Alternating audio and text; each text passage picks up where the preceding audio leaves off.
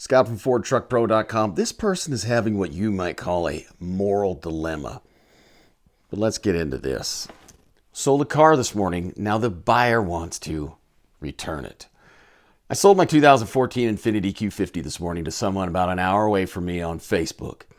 The car had issues the buyer was made aware of.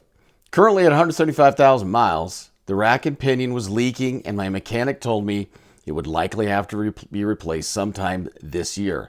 Right now, I just top off the power steering fluid to make it work. It's also a pricey repair, about $2,000. He also said the valve cover gasket was worn, it leaks oil that I usually just top off every week. A couple of months ago, the car also broke down on the highway due to a bad alternator. That alternator is not a big deal. That's not uncommon. Lastly, it has some minor issues too, like the hood struts failing and some interior lights not working. The car still ran and drove perfectly fine, just needed to address these issues soon.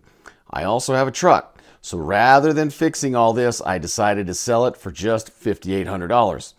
The buyer was told of all these issues with full transparency. He test drove it and also had a pre-purchase inspection done where many of these issues were again brought up.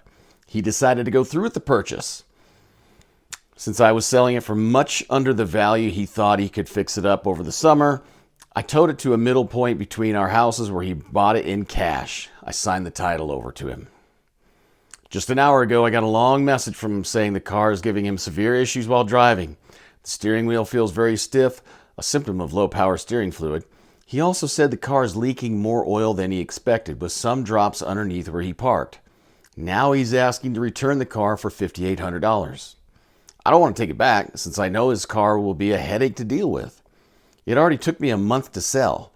However, I also feel it is ethically wrong to sell him a car with so many issues. Would you guys say I take the car back and try to sell it again, or just leave it?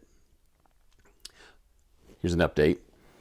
I did not take the car back like many of you suggested. Thanks for your advice. Below is a copy, paste of what I sent the buyer. Hello. Sorry to hear you're not happy with your Q50. For private sale? That sounds pretty formal. Unfortunately, I can't take the car back. We agreed on the deal and already signed all paperwork, including a bill of sale, saying the car is as is. I disclosed all issues to you, and you got it inspected, confirming them. I'll be happy to help you find a quality mechanic or some parts to fix it up. But again, with the sale being final, I can't take the car back. If you don't want to fix it up anymore, you can try to find someone else that will buy it or look into selling it to CarMax. So what do you folks think? Does he take the car back? I don't know what the law is on a private sale like this. If he disclosed everything, it is what it is. In a dealership setting, as is in the state of Utah, once you take delivery of that vehicle and you go over the curb, there is no 3-day rescission. It's up to the goodwill of a dealership to be willing to take it back. But on this situation, tell me what you guys think. Should he take it back? Or is the buyer an owner? And if you have any automotive questions, send me an email.